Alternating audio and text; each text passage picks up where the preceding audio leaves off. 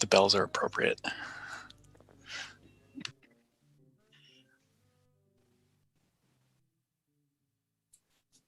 Good evening, good afternoon, good morning, wherever you are, and welcome. I'm Nicholas DiMancio, Head of Architecture here at MIT. I extend my thanks to all of you for joining us today for the 30th Arthur H. Schein Memorial Lecture.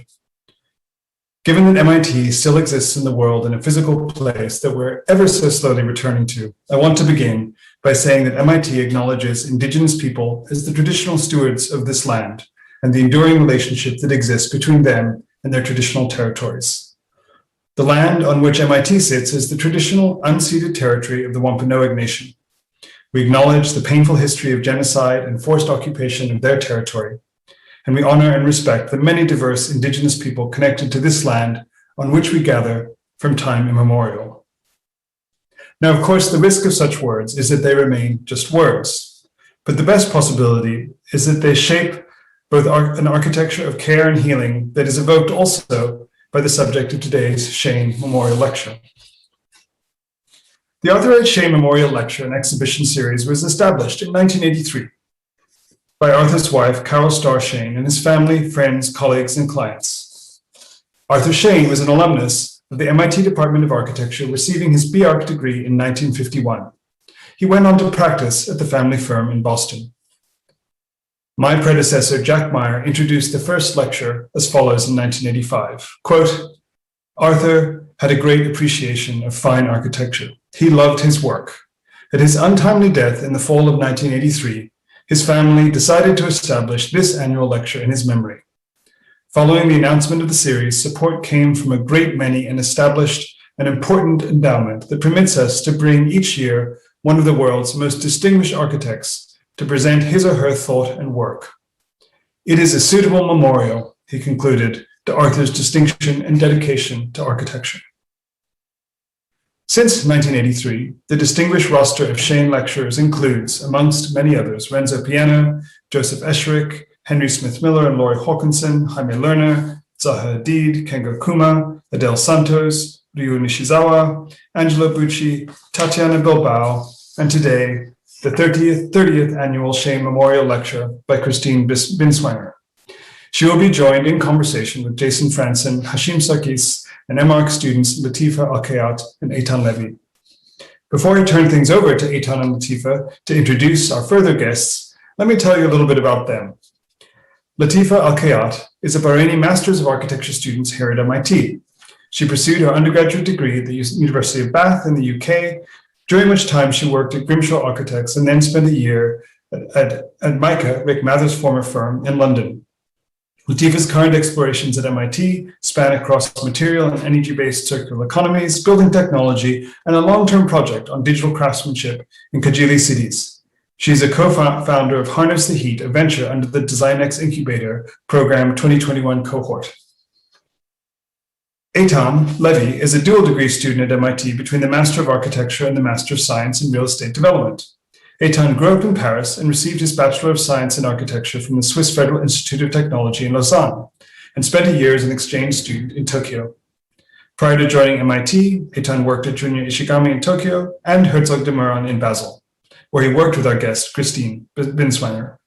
He is currently exploring the connection between architectural design and real estate development, particularly through Roofscapes, the green roof startup he co-founded also through DesignX, and an ongoing research project about the renovation of Soviet mass housing.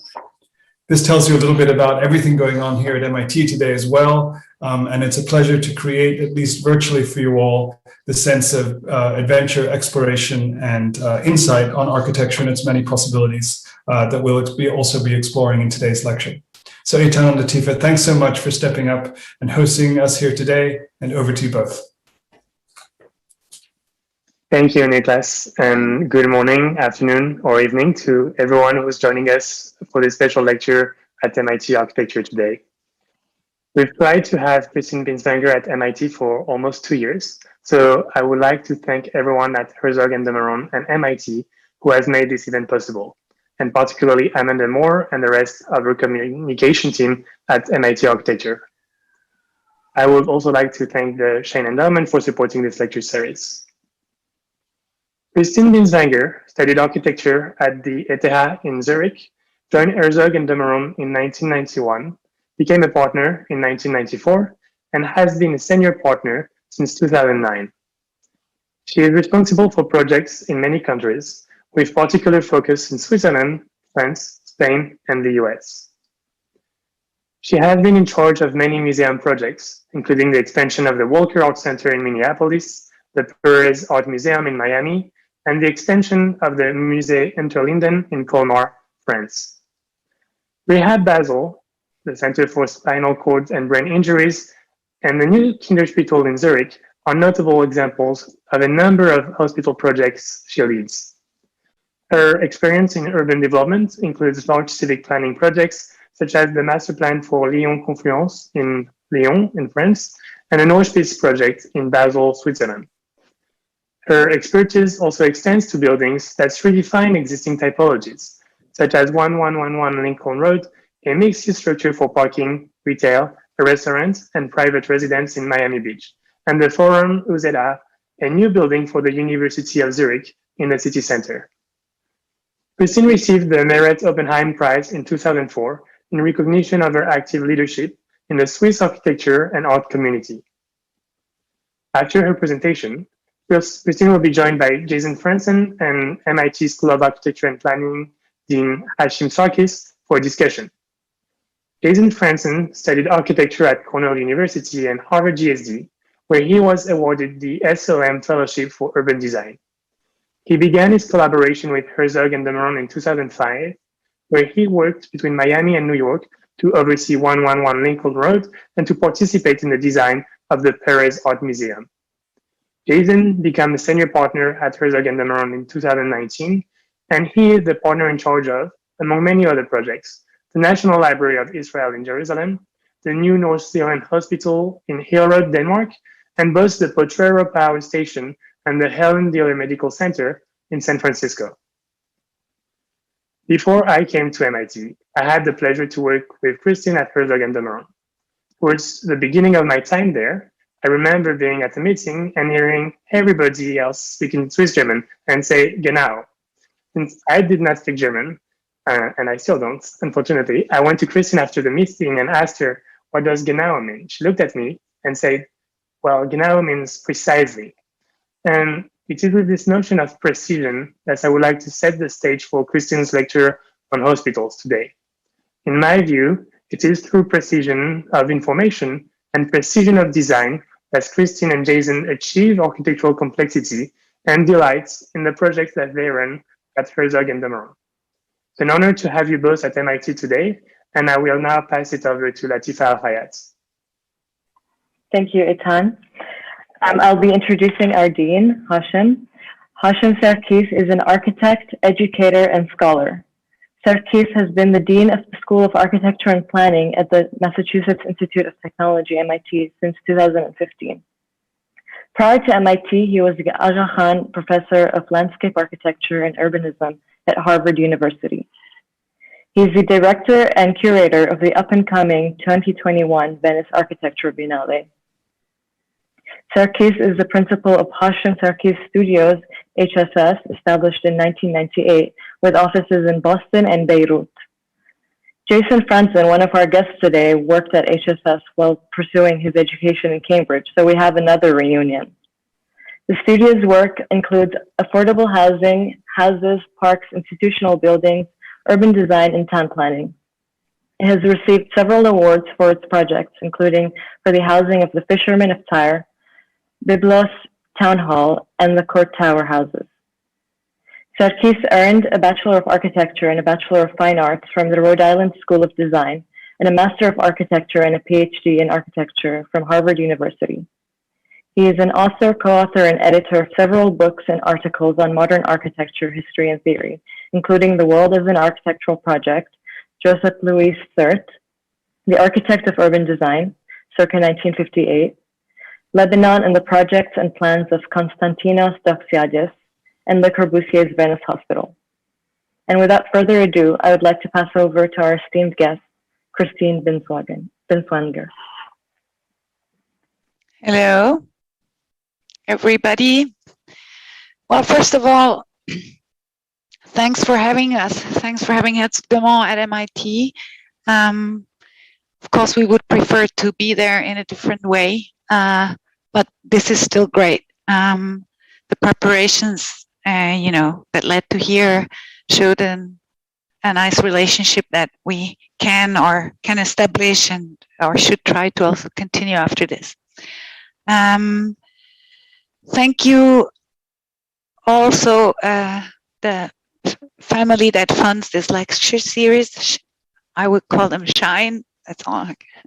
And I actually would like to start with saying that it's not just a lecture that we're doing, that we hope to really have a good conversation after my presentation or my look into the studio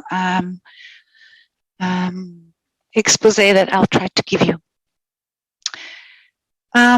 We were invited, as Eytan said a while ago, and we have changed the subject more recently. The subject being hospital planning or designing hospitals. And why are we doing this? We believe, and maybe that's a moment I switch to and share my screen.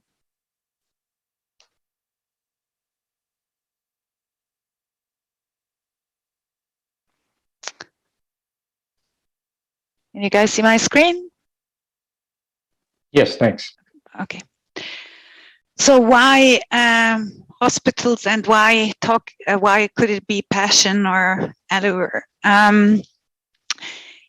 It is obviously a very actual subject overall right now, but that's not why we're talking about it, or we wouldn't have so much to talk about it.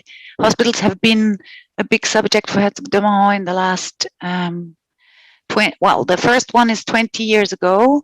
And then in the last 10 years, we have been intensely working on a series of hospitals. People are often astonished to hear that because, the thinking is that it's not a place for design, and I kind of try to address, especially all the students in the room. I would like to hope, or my hope is I can spark some interest of you in the subject, because it is a subject that has been left way too long to specialists in the last decades, whilst before that it of course has been a theme, and there's a lot of interesting work on it which I will not cover. So I'll talk to you as a practitioner, and we will talk about this afterwards together with Jason and Hashim and Eytan and Latifa. So this is why hospitals, or these are two reasons why hospitals are a big subject nowadays. Again, one is that a large amount of hospitals date from a period, and they're getting to the end of a life cycle, and so there's a lot of renovation work. There's a lot of additions to existing structures with hospitals, not only, but also hospitals. And then there is, of course, a kind of a growth in awareness about and growth in services that are offered in the whole realm of medicine, if you want, that creates a new tendency. So we believe it's going to be a market that we architects should really look at and not leave it to specialists alone. So we're talking about functional and technical complexities, but we're also talking about complexities with regards to who's behind these hospitals, who's involved in designing hospitals. I summarize this under stakeholders. But of course, I'm not just talking about the complexities that some people could understand as difficulties, but I'm also, of course, then talking about the space for beauty in those projects. And that can be, that I will get to later. No, just that you're not getting impatient if I stay technical a little bit at the beginning. I start with those dimensions, the technical requirements, the functional requirements, and I kind of understood recently that somewhat those requirements reflect the complexity of the human body. Why is that? Because the discipline medicine, of course, is organized according to pieces of a body. This then gets translated when we as architects are getting into hospital design, into functional diagrams of those parts of a building or complex of buildings that address those bodies, those pieces or parts of the body, or those disciplines on certain systems of the human body. So I made a little exercise together with my team, and because what I started to also find interesting is the relationship between the representation of medical questions and the representation of buildings, plans, and other tools. So there is a common agreement in medicine to look at the structural system of the body, the bones, the muscles, the circulation systems in and out, and of course the different organs. And we made an exercise to do the same with our New North Zealand hospital in Denmark that Jason is in charge of.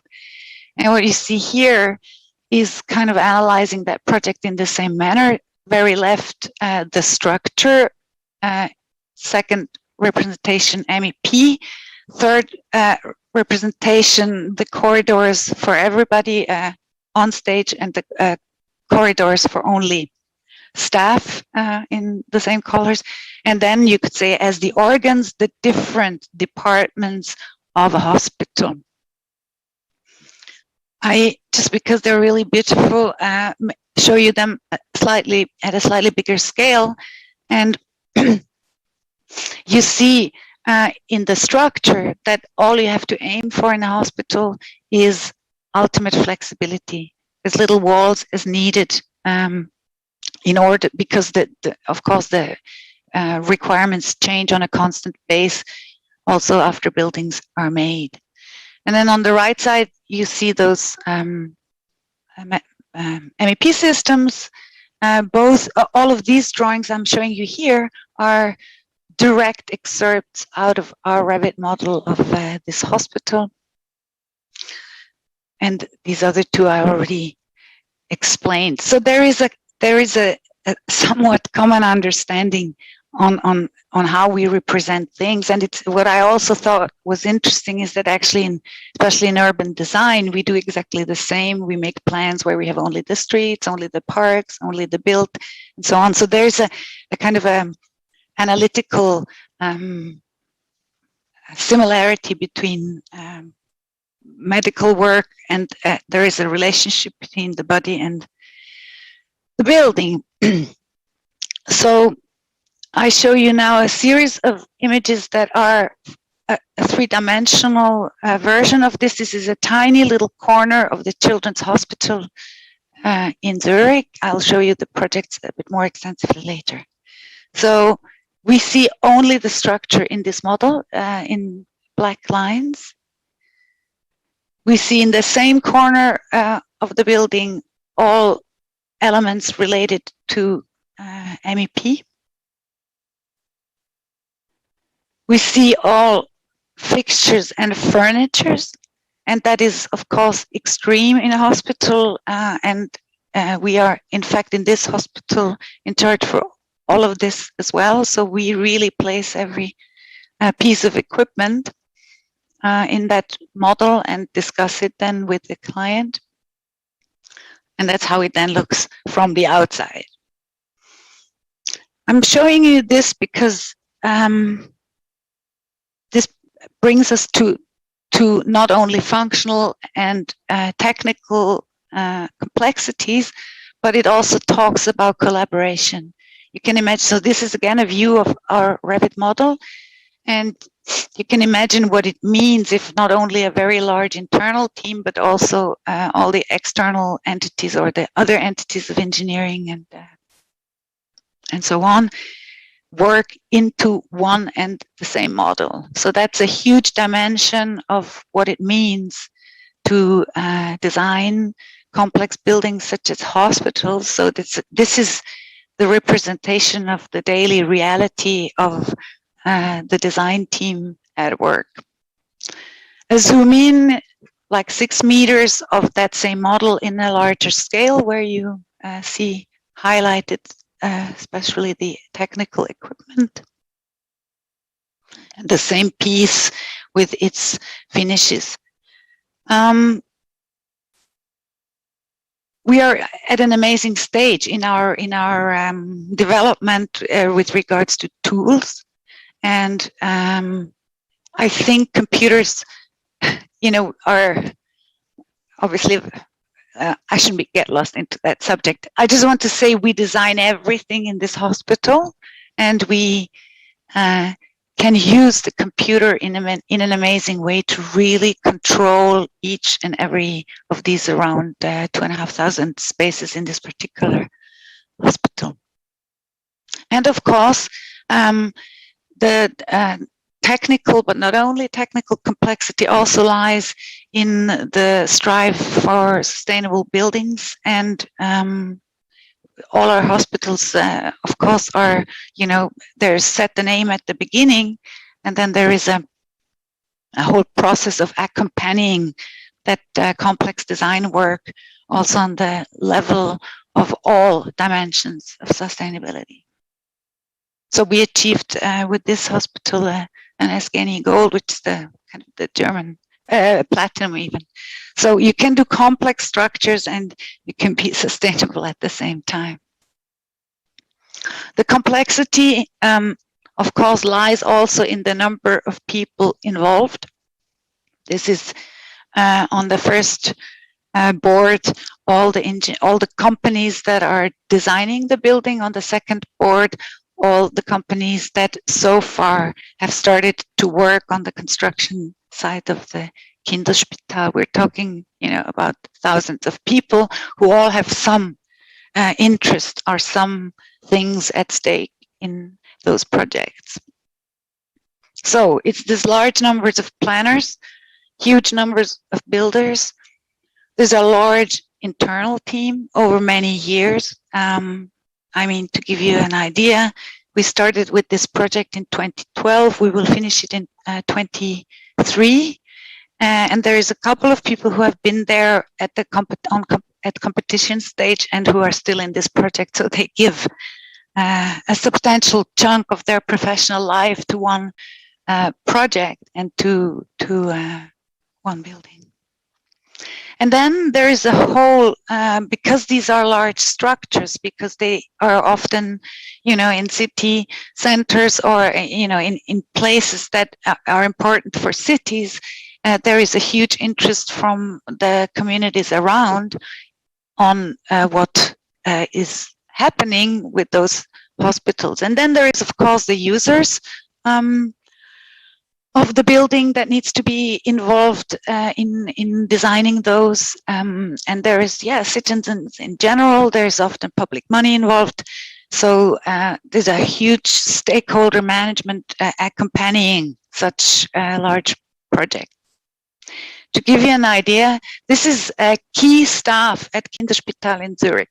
And you see, so these are just the leading figures. And these people want to have a say in one way or another if such a large new structure is built for their own purposes. And so there's a huge work involved in how to bring all these interests together. Of course, that work is, let's say, mainly on the client side, but of course, lands also on our table and back. We are,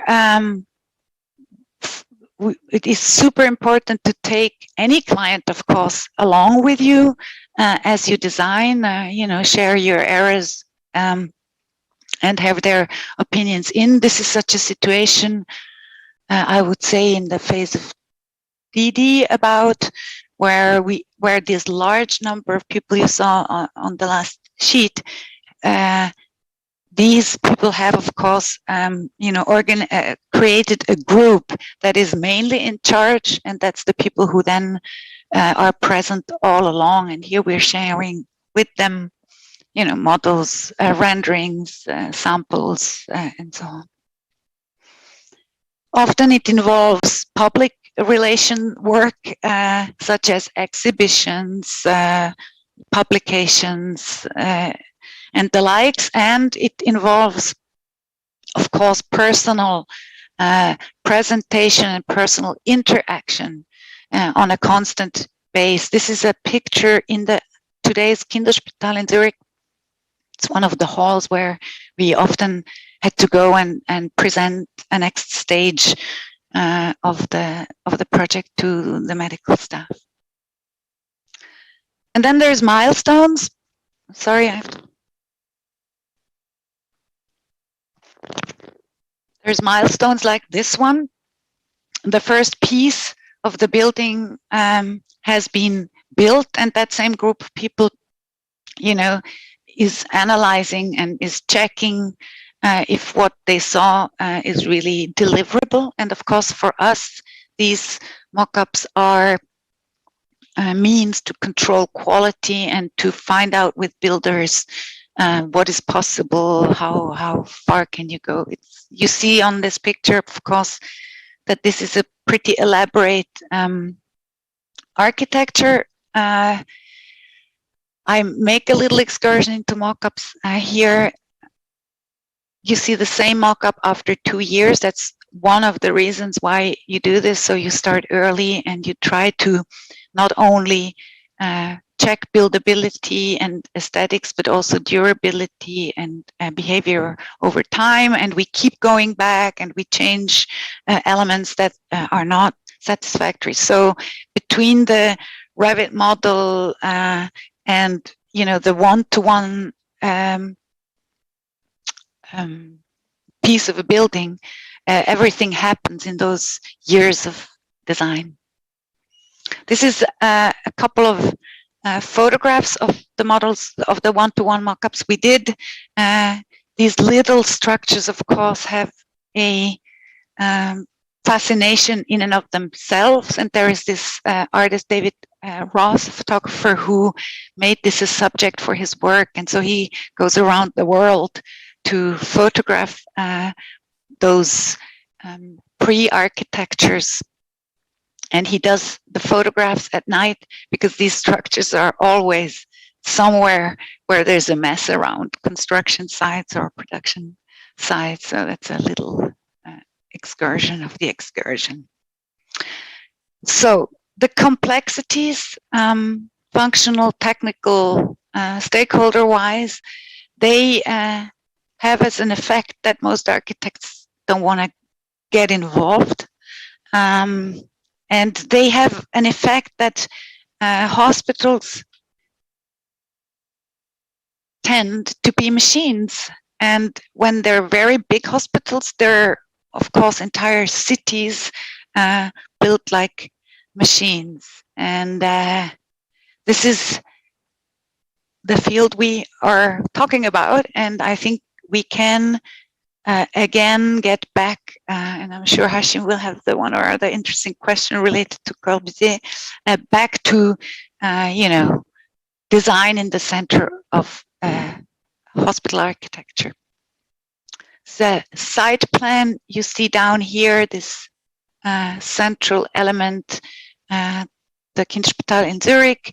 And I show this because one of the discussions as well happening around hospitals is the questions: are they cities, are hospitals cities, or are they organs of cities? And I guess they are both. And there's a large thought part on how can we de-ghettoize hospitals? How can we, for example, put functions in hospitals that bring other people into those structures that are not ill? And yeah, that would be a whole other subject. I'm getting to the second part, the space for beauty. You could also, of course, say the space for healing architecture. It was in '84 when it was for the first time measurable, demonstrated that the healing of a patient is better when he has a tree outside of the window than if he has not. Very simple setup for the first test if really there is evidence can be made on how healing processes work. And here I borrow a picture that Anne-Marie Adams showed me in one of our previous lectures. And I think it's amazing kind of an image that creates ambition for us all.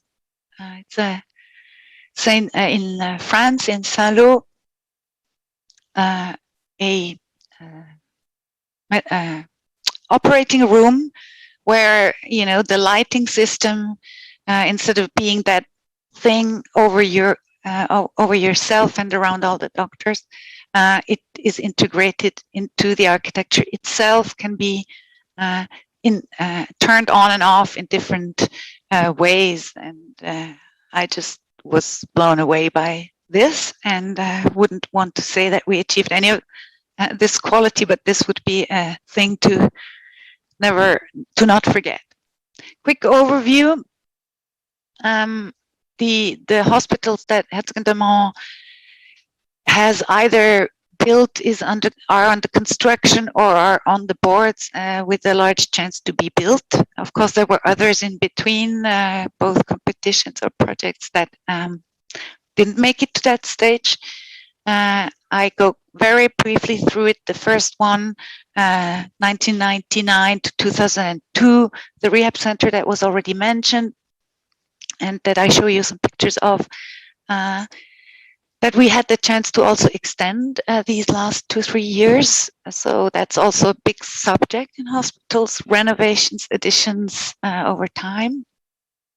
Then the Kinderspital that you will see in more detail, which is an acute hospital. The rehab is not an acute hospital, is a rehabilitation center, has intensive care and such things, but is not a really large hospital that what we normally understand under. The Children's Hospital has all functions of any hospital, and so is New Zealand, North New Zealand, Allure, and these are, the two really first large structures, and both are under constructions. You see below, it's 200 beds in one case, 660 beds in the other. And then we have two hospitals now that are just where we just start work again after competition or qualification processes. I will only marginally touch on them. So, what are the ingredients to create, quality in a hospital? Of course, there's many more, but these four are really a topic in any of the hospitals in order to create those kind of healing environments. And that is nature, that is daylight, that is orientation, very fundamental, and that is materials. And of course, all these belong together or go into each other. Rehab Basel, the first one, is a 2-story building, a kind of a pavilion structure with courtyards. And everything you see in gray is what was there, and we have now been doing some additional work. And this the explosion drawing is actually a pavilion that we've put on the roof now to house the New Day Clinic, and it was built in a couple of weeks, prefab wood and steel structure that could just be placed on the existing structure. The whole 2-story building has been designed such that it could get another level on top. That's the plan of it, of the base structure, the level of the rooms. You will see that coming back in other drawings. It's really kind of, for us, the prototype and also the reference in-house for all these big hospitals we're making. Whenever we can, we try to do certain things similar to how we did them there. So, as said, nature, daylight are fundamental for orientation, not just for well-being. And here you see into one of these courtyards, and on top the addition that was made, where we really tried to, not make something spectacular, but also, express that it is new, but use elements of the structure that was already there. So very interesting kind of organic growth. That's on that roof. It's, as I said, for patients that come only during the day, and in between their treatments or therapies, they are up there, they eat together there, and they have also some outdoor spaces related to them. So on this image, you see those bubbles, plastic bubbles that are in fact the skylights or eyes of those rooms to the sky of the pre-existing structure. Rehab is an amazing institution as well. Of course, that is also one dimension to in order to be able to do buildings that have a high ambition. Of course, you need to find a client, or a client needs to find you that has a similar ambition in their field as we do in ours. And so this is a patient in a coma, and he's brought outside his room, nevertheless. And that was one of the requirements of rehab at the very beginning. All patients in beds have to be able to be outside on a terrace in the summer at the same time. So it's a it's a concrete structure, the slabs, and then it is, of course, lightweight for everything else, including the facade in wood. I show you pictures that were made 3 years ago at I think the 15-year anniversary of the building. So we rephotographed it for that purpose, and I think it's very good to see how the wood ages, and how we have how we had a client here that said, yes, it's okay that the building ages, and that it has gets patina like the human bodies do. So this is the sum of 15 years of caring of a wooden structure, and we were amazed. It was not that much that had to be replaced over a substantial time. And it's also very sweet how they, of course, keep every piece they take away, they put it on the pile, or every piece they replace. The courtyards, not only are they, of course, nice because they give you, they let you breathe, but they really provide deep structures with light all the way through. And I like this picture of rehab because it shows how people, even unprotected and not in a dedicated room where you can shield yourself off, do their therapies and use the entire structure, corridors, staircases, and so on for their work. And that is not always in the mind of clients when they begin. Colors, of course, or materials are a substantial dimension of these buildings. Often they're used for wayfinding. We try not to do that. We try to use colors for ambience or for individualization, like here the curtains. And you see that this skylight is at the same time a lamp at night. So, Children's Hospital, you saw the site map. So it's an extremely flat structure, 3 stories high on average. And then there is a second building in the back, which is actually a building for research and for teaching. I will briefly touch on it, but I'll focus mainly on this Children's Hospital, acute hospital. A couple of ideas, aspects around the urban plan and the shape of the building. What I can say for both this and Hillerud, you saw the drawing that had the leaf shape. We're trying to make these hospitals where we have the space to make them as horizontal as possible, and also to try to give them a recognizable outer shape compared to the conglomerate structures that we have seen. So you kind of know this is the hospital and you are looking for one door to get in. So in here, it was really the exercise, that's the black diagram. How can I maximize the footprint and still have a kind of identifiable shape on a piece of land that has really no shape, that is completely arbitrary? And so we reacted with these 2 curves. On the one side, to the entrance of the hospital that is across the street. That's a historical one, as you can see.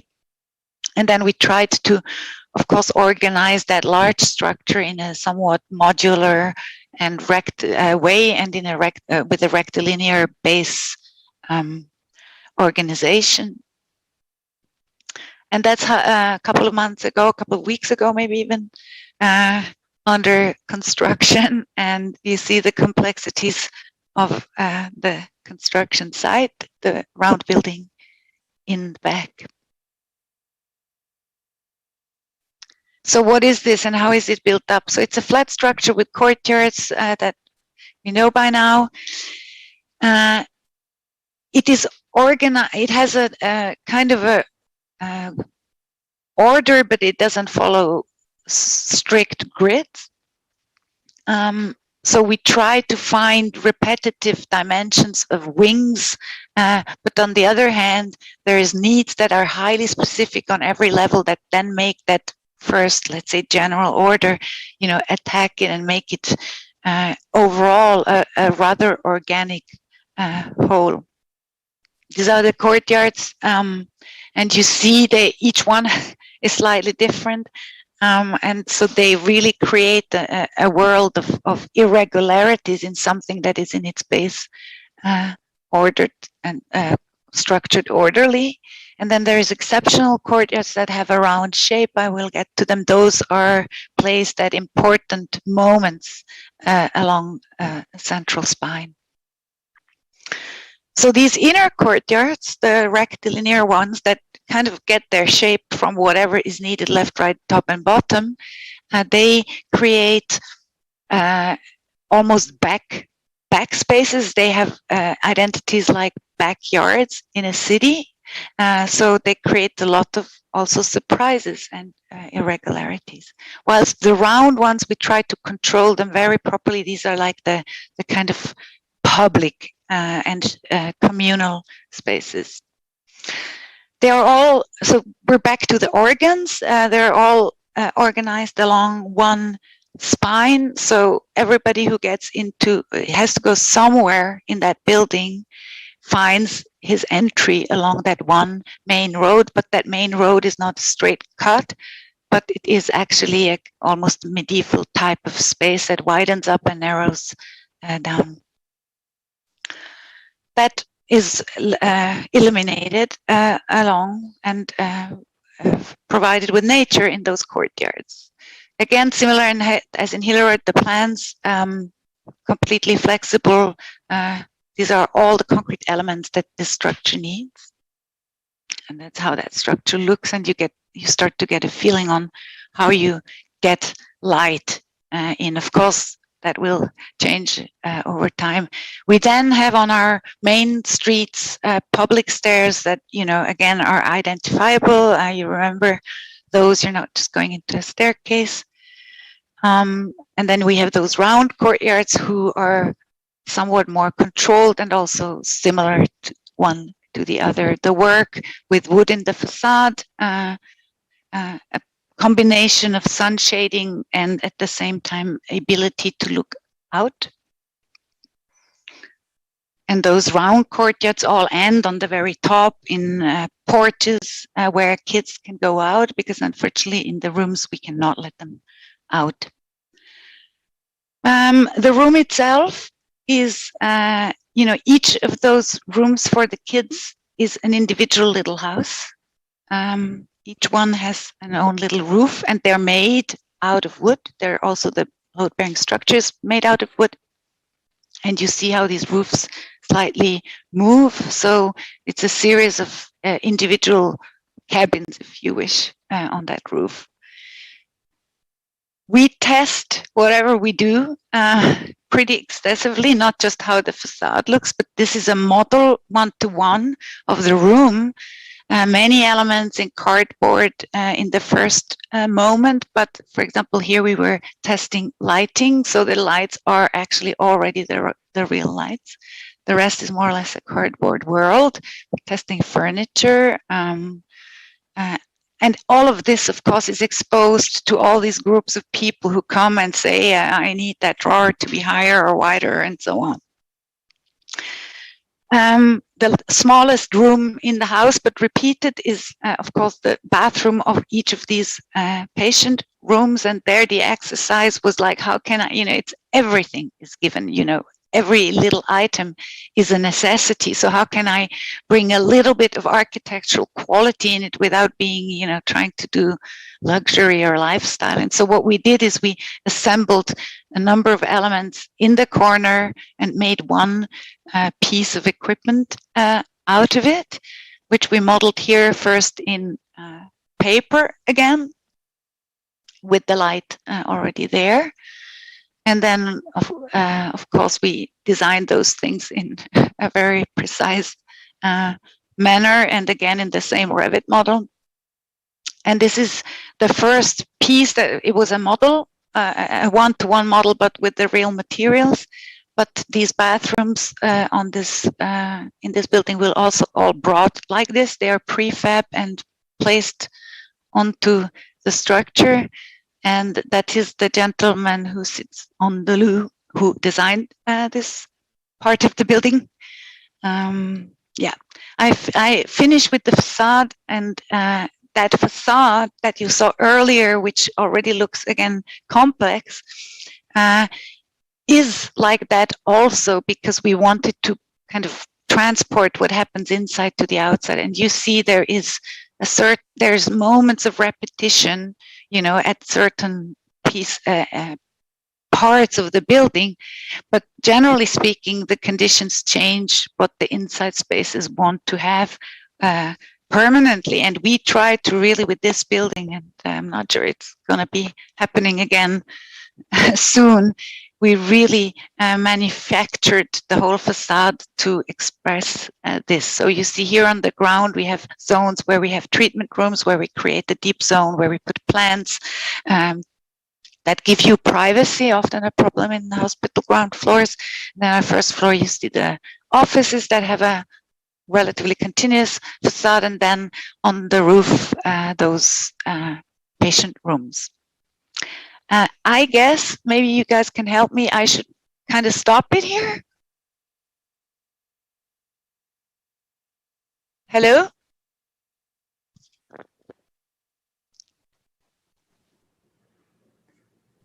Hashim?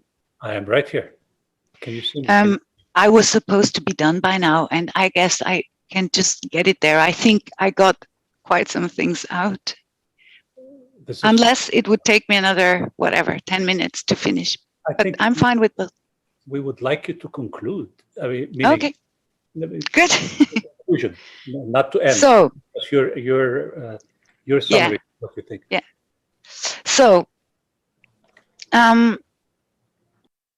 again, it's the counterposition to a conglomerate structure. It is one building that is complex and expresses it, and at the same time it's friendly, it's low scale, you know, it's something you can relate to, and that also is of course not clinical in its expression.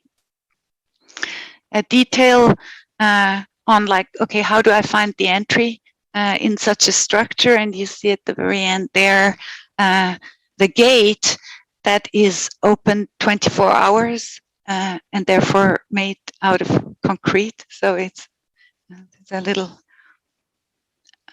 pop moment in that. And just a couple of images on the northern building. And also I switch without making a break here, because there is themes that are in both buildings a subject, like the circle expressing togetherness and exchange. So in the other structure we just saw, it's like on focal moments, whilst that building, whilst any hospital is of course, you know, first and foremost something that, you know, needs to address the individual. So here, this is where research is happening and where research is exchanged. It's kind of the school of the Kinderspital Zurich that has in its lower 2 floors a teaching facility, and that teaching facility is in its base structure, again, an open space, kind of an agora that gets partitioned with mobile, with certain mobile elements. So you will be at the very end able to create a assembly of around 1,000 people all in one room at the very bottom of the building. So these walls that you see there, you can move them away. And of course, that is somehow reminding also on some very, very characteristic experiences of medical lecture halls, anatomic teaching facilities. Above those 2 floors we just saw, it's a laboratory structure with the laboratories around the edge, and in the center there is an atrium that is again slightly staggering and creating a upper kind of vessel that is in communication through one sheet of glass here with the lower vessel, which is the teaching. So that's the organization of those upper floor plans. They have their write-up spaces or their office spaces in the center, all in an open space throughout the entire structure, and then their individual research work along the periphery, which gives you something like this at the very end. So again, you see it's many dimensions to a possible hospital, and I finish very briefly with a couple of images on the Danish Hospital, which is amazing as well, I find. I know I shouldn't say that about ourselves. Very iconic shape, a 4-story structure, two floors with courtyards inserted for the treatment zones, diagnostic and treatment, and then this band that goes all around the periphery with the patient, the bed wards. Now we were doing we were going really experimental and also risk when we submitted this proposal for the hospital, because obviously we weren't sure that somebody would accept that you could go as horizontal, that you could have 300 meters between all extensions of the hospital. And we also weren't sure if they would accept the fact that corridors would be bent. Think about it. Yeah, you have to drive beds in those. So very low structure, under a big sky in a very rural surrounding, with a bit less exquisite detailing, maybe also probably with a slightly smaller budget, but still a very big idea, one move hospital. And the shape is not arbitrary. The shape actually comes from the desire that we wanted to have these rooms. We wanted them to face either outside or into that very large central garden. And would we have made a square, it would have been impossible for circulation, because the circulation would have been totally, decentral. So we pushed those zones in and created that clover leaf shape, which optimizes a central circulation. So very simple ideas, logical, that then lead to what is also one of those desired features, intuitive wayfinding in a hospital. So there you enter into the center of the building and you are distributed to these 4 zones, but we're not talking about these repetitive structures, but there's a very clear space in the center of the building, and then this upper floor plan where you see where these elevators, of course, both for beds and goods and visitors, people, are distributed into that upper shape. So that's that lobby with open stairs leading to the top, and that is the upper garden around which all the rooms are organized. And of course, it's a garden in which you can go just out of your room, basically. And that's the construction site. So it's going to happen. And I finish with an art project on that building, which is absolutely poetic, I find. It's, by the way, also hospitals do have, of course, expectations to have art in their buildings, and that would be a lecture in and of itself. But this is Roman Signer who proposes to put a disc out of blue metal running around the periphery of the building, basically like a clock in a time of, I don't know if it's twice a day or once a day. So very simple, very cheap, but totally a piece of art that completely goes with the architecture and speaks about the architecture and its identity. I told you we do something in Basel, and the last slide is this. And we're really very, very excited about the fact that we could win our first hospital project in the United States. This is UCSF, and it's one of these conglomerate structures that will need an addition, and we are going to be very challenged, but we are looking super forward to this challenge. This is it. Thank you.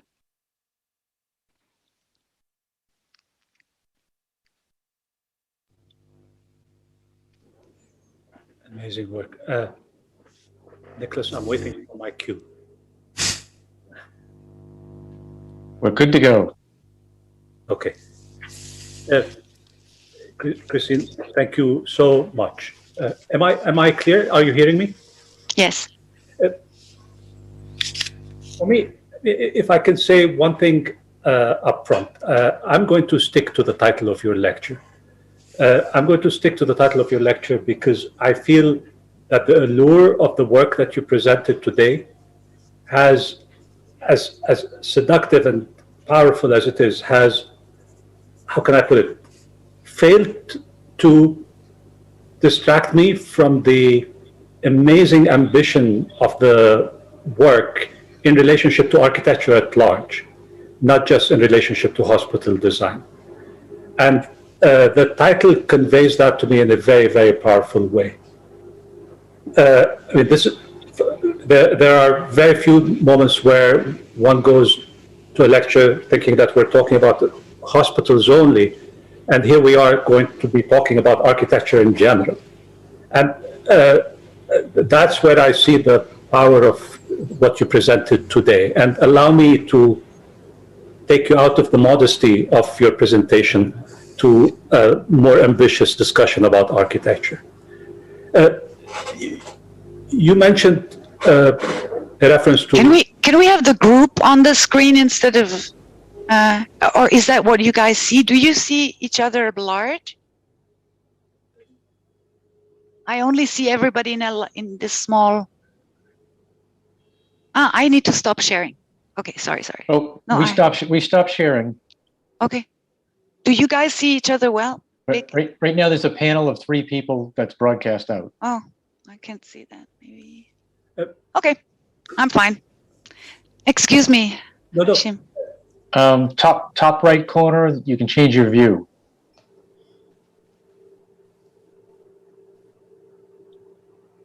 Yes. Thank you.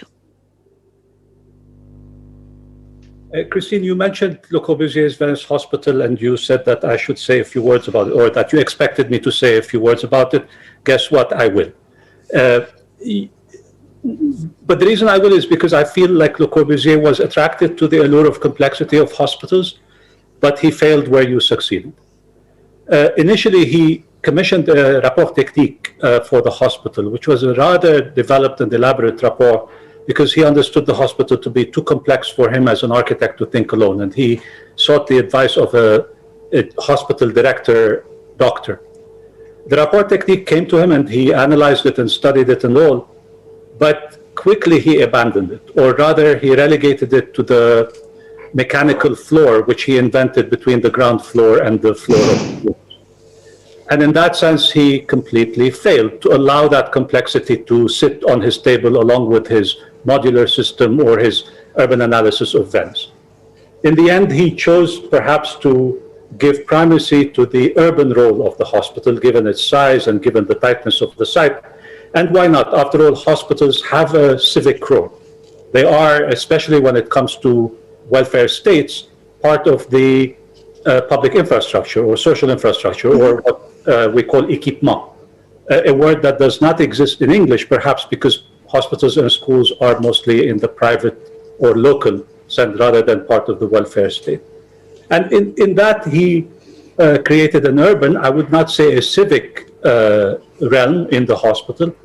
The chase in the middle, which was all of the mechanical conduits and ramps and all of the rapport technique went into that. And then on the top, he just exercised or indulged in his modular system. And there, perhaps, the hospital came close to the etymology of the word, which it looks a lot like a hotel.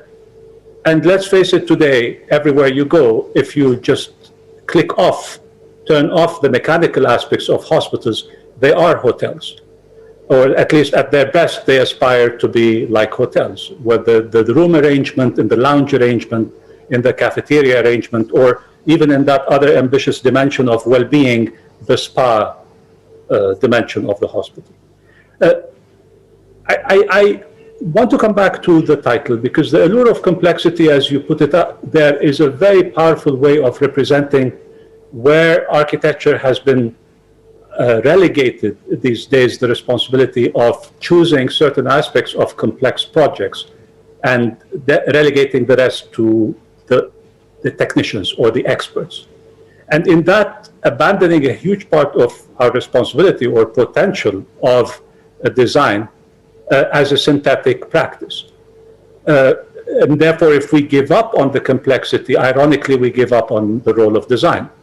And we become isolated experts within a network of other experts. Whereas we are, by definition of our roles as conveners in the practice of building and as coordinators, as synthesizers, not experts. And and not decorators. Not decorators, which is what we've been given as a responsibility in spaces like this. And this is why I feel like your reference to Revit is a very powerful reference, or your use of Revit. Because here we are in front of a software that has been forced on us by the building trade as a way of integrating our design with the complexity of other pieces, but we somehow reluctantly have accepted it as being in a way out. Because what Revit does is it allows us to deal with this complexity from the beginning. And it forces us to think about architecture as a field without externalities, meaning the mechanical, the electrical, the structural are all there from the beginning. And there's a consequential relationship between what we have over the centuries decided is design and what is not design are no longer separated that smoothly.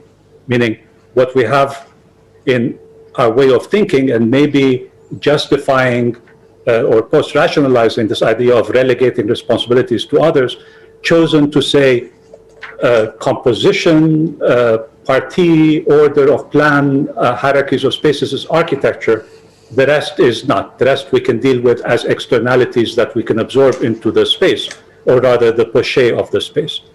And I feel like you're working on it at the level of the representation of the architecture and its production, the Revit, and the complexity of the hospital is a beautiful way of telling us, look, architecture has that possibility of taking on these complexities, not because we're obligated to them, but because they contain in them a whole dimension of invention, innovation, synthesis that we have been ignoring.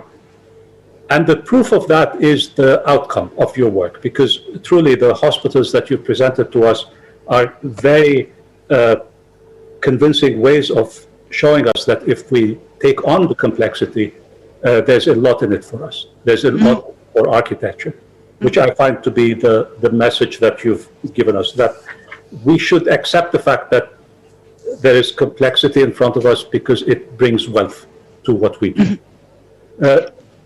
If I can conclude just by saying something about the outcome of that complexity, is that ultimately you also prove that there are dimensions to architecture that will never be governed or dictated or guided by whatever was externalities are now internalities. Meaning we can bring on the complexity of the technical, of the hospital, of the operational, of the insurance, of all of that, there is still an aspect which will escape all of this dictation. There's still an aspect of form that is excessive, that is us to determine and guide the shape of things. And it is those aspects of your work that are really astounding. And I would say the soft civicness that you brought out in the facades and in the treatment of the edges of this behemoth and how it mediates its presence in front of the other institutional buildings around it, so that it still maintains dignity, but it doesn't translate that to institutionality or monumentality. The idea that you manage to balance between the scale of the city and the scale of the hospital by creating this kind of hourglass waist to the big building that you introduced, so it becomes more like a city within a city, but a gentle connection between them. And also the way that you manage to move in your conception of the hospital from healing and wellness as being organized around the room, around the cell, to being organized around the collective. You use the model of the house rather than the room. I mean, all of these, I don't think would have come out of the complexity alone.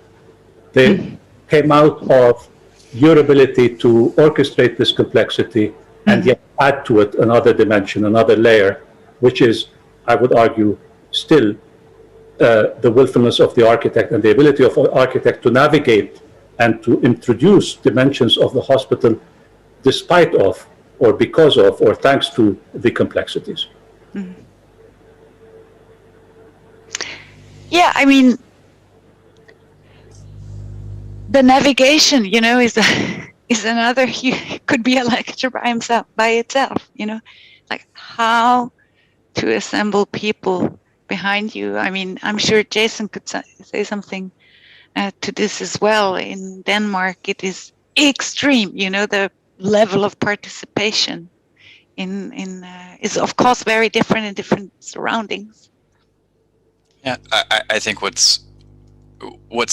I've taken from my experience in this is, I think when it comes to the complexity, in order to convince people to do something different, to take a chance, to experiment, they have to understand that we are aware of the complexity, that we know what is happening and what's going into it, and in fact what problems we're creating, because it's only by being able to say, yes, we understand these are the conventions and this is the way things done, and we understand that we're challenging people to do and think differently. If we can speak clearly to those concerns, we can bring people on board and get them to participate in solving the problems that come with it. I think, you know, these buildings take such a long time that inevitably it has to be an enormous collaboration. You have to have all of the you know, whether it's the users or the client or all the engineers that work on it, they have to be completely invested in it with you and believe in the mission, and they have to believe that you know, we know what we're talking about when we do that. So the complexity, being completely immersed in that is absolutely necessary to achieve it.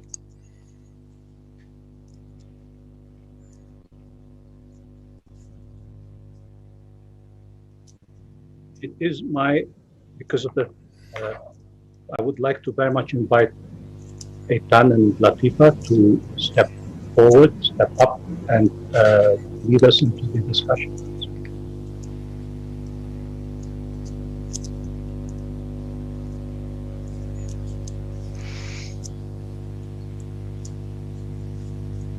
Great.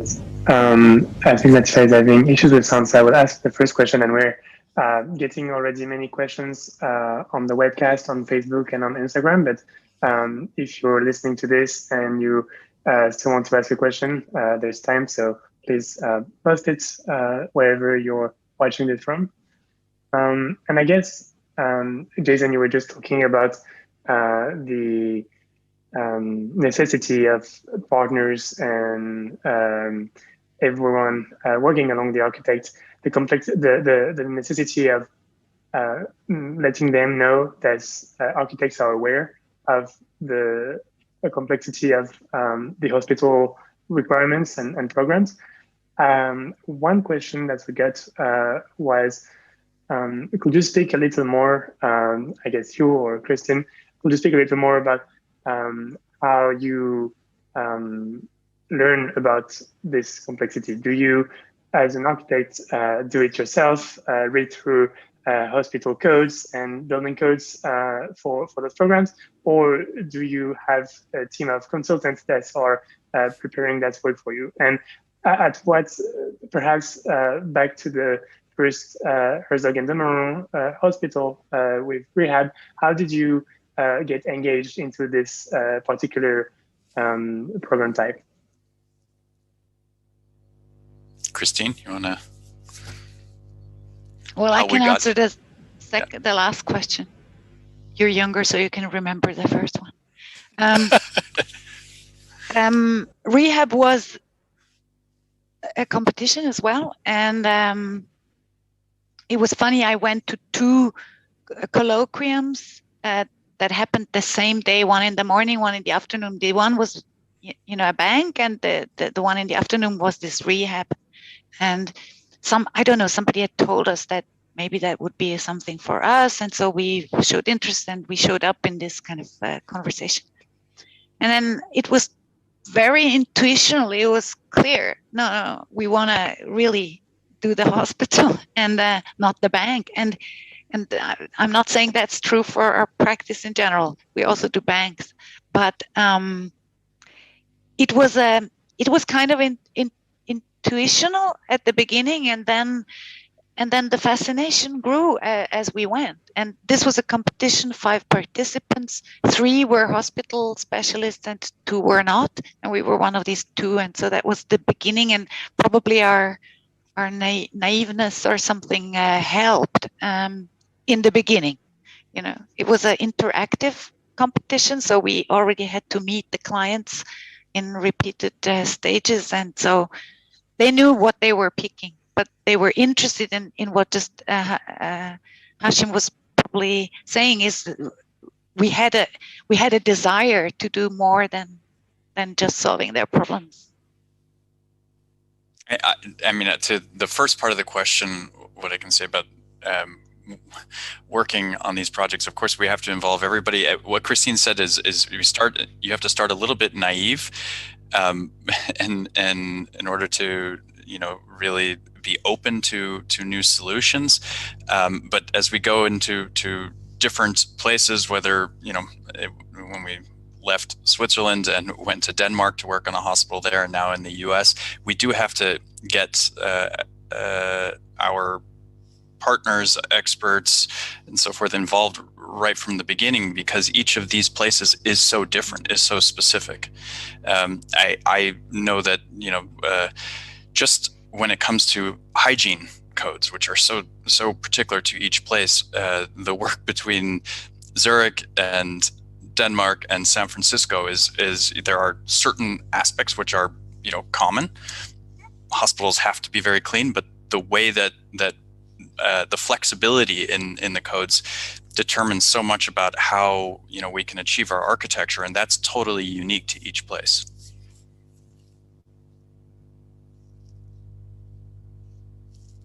And then I think, relating to this question of place and where you conduct and design the hospitals, we were wondering, have you looked at other contexts physically, maybe non-Western approaches to hospitals? I mean, from my experience living in Southeast Asia, I always, as a child, felt like the hospitals there did not scare me relative to other ones I've been to. So I was wondering what your thoughts were on that. Well, again, for rehab, it's evident, the working with, the choice of the courtyard typology is a choice for a type of building that is maybe more used in other cultural contexts than our own. or in our own, it's longer time ago that it was. So yes, of course but it was more as a, as a type. Then we weren't looking at other hospitals actually at the beginning. And then moving on from that, I mean, this is a question I'm guessing you would anticipate. How has COVID and the pandemic changed maybe your views on the hospital or influenced that, considering you were in deep with this way long before all of this happened? Jason, do you want? I don't think there's a good answer to that yet. I mean, these hospitals, they take so long, and they're really, it's making people very, very cautious. But it's also, it puts so much stress on the staff. And so I think hospitals are also realizing how important it is to create really good conditions for the people who are there all the time. So that helps as well. Well, and the other thing is, of course, that you cannot design for this size of pandemic. We do have all pandemic portions in our hospitals, but when it comes to that scale, of course, then we just use these other public infrastructures that are empty. Hashim? Yeah, it's a question for both of you in relation to both hospitals. You mentioned at the beginning of the lecture that the hospitals have become a big area for new projects because they're coming of age, but they're also growing, and we're making a lot of additions, and they're changing in nature from being just for healing to being for public health. The pandemic is part of that, but also for research. And they're growing to become connected to the cities and to their context at different levels. And so the idea of the growth of the institution is always a challenge, because one designs it as an icon or a monument or a building or an object, and then it transforms. It loses its identity and its gestalt. You're doing that now with the San Francisco Hospital. So I wanted to ask you both, in relation to both the Zurich and the Denmark Hospital, which are so pure in their gestalt, how will you design an addition for them? You should start with Hilary, no? I mean, I'd love to show the plan again. It's pretty smart.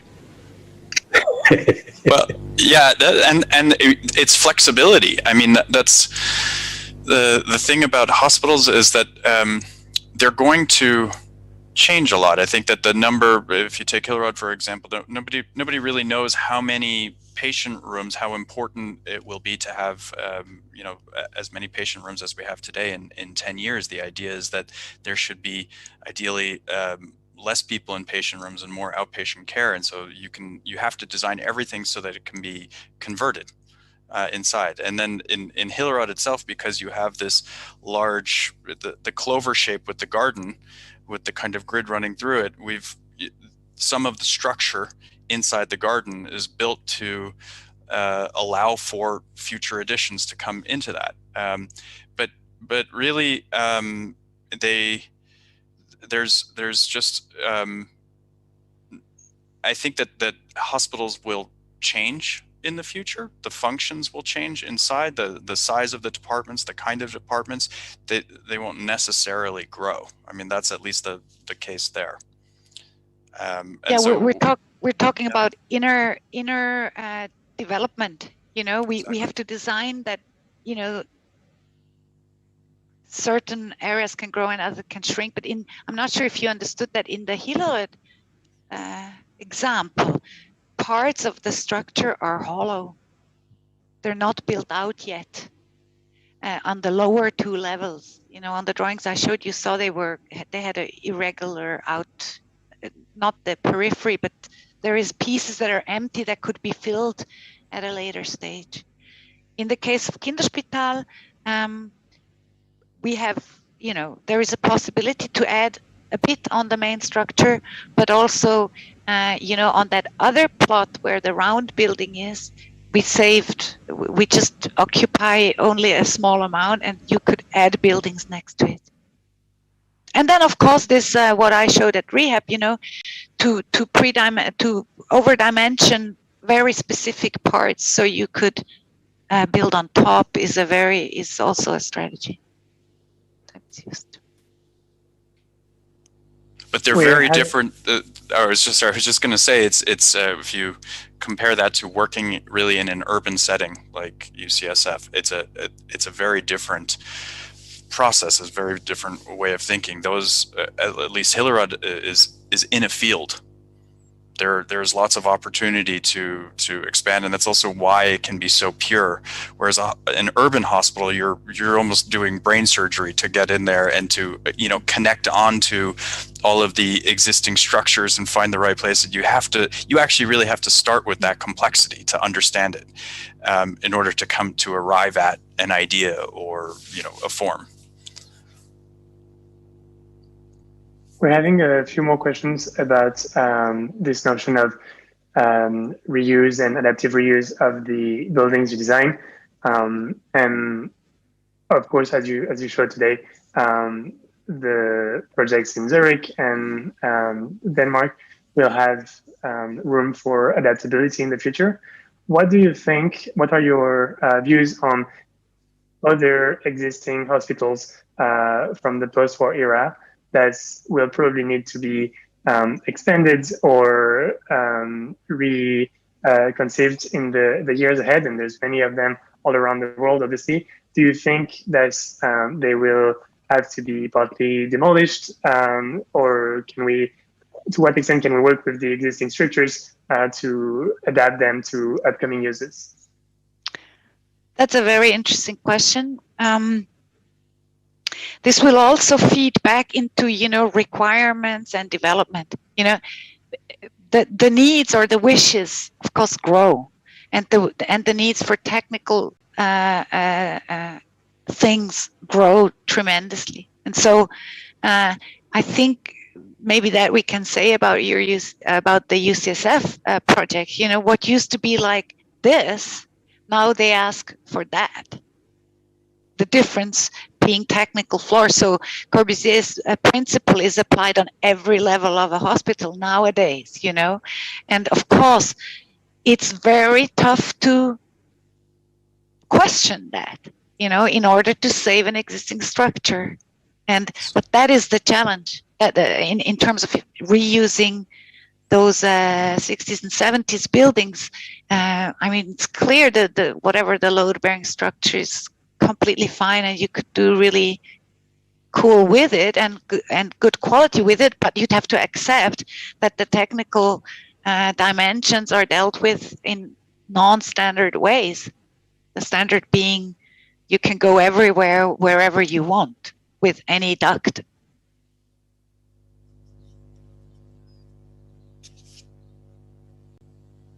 Okay, yeah. Thank you so much. I think we'll have to wrap up now with one last question.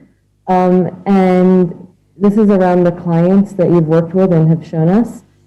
So the projects you presented are located in Switzerland and Denmark, two countries regarded as pioneers when it comes to healthcare systems. So to what extent have you been able to leverage the importance of design when talking with clients in other contexts?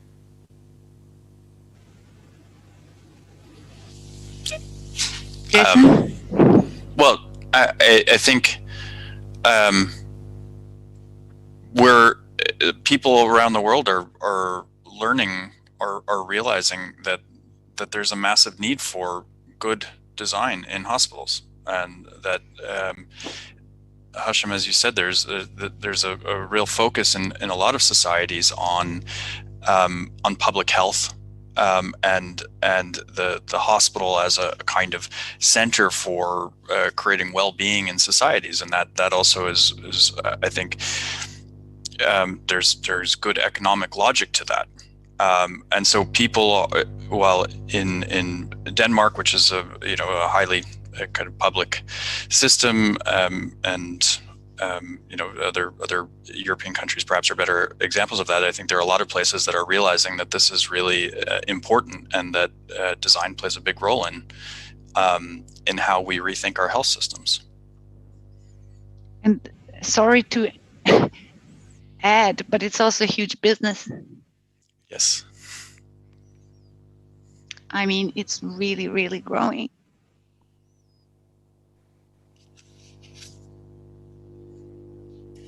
All right. People are ready to, pay more for those things. I mean, in the let's say in certain contexts. No, but we would love to, do a hospital of a completely different nature in a completely different context, non-Western. Well, thank you, Christine, and thank you to all our panelists for the time and care you've taken in discussing time and care. I'd like very much to also thank Kelly Schein for her dedication to the Arthur Schein Memorial Lecture and her commitment to art and architecture and the continuance of this remarkable event in our schedule of lectures every year. On that note, we also hope you'll join us next week for two very special lectures in this series. On Thursday, April 29th at 6 p.m. for the 2021 NOMAS lecture, Bridging Boundaries in Native and Non-Native Communities, an Architecture for Wealth Building and Equitable Opportunity by Joseph Kunkel from Mass Design. And on Friday, April 30th, from 9 a.m. to 1 p.m. for the symposium Engineering Independence, Concrete Architecture in the Global South, organized and developed by students and faculty in the Collaborations in Concrete seminar and led this spring by Caitlin Mueller and Mohammed Ismail. See all of our upcoming events at architecture.mit.edu, and we look forward to seeing you with us again. Thank you so much again, Christine, and all of our guests today, and be well. Thank you all. Thank you.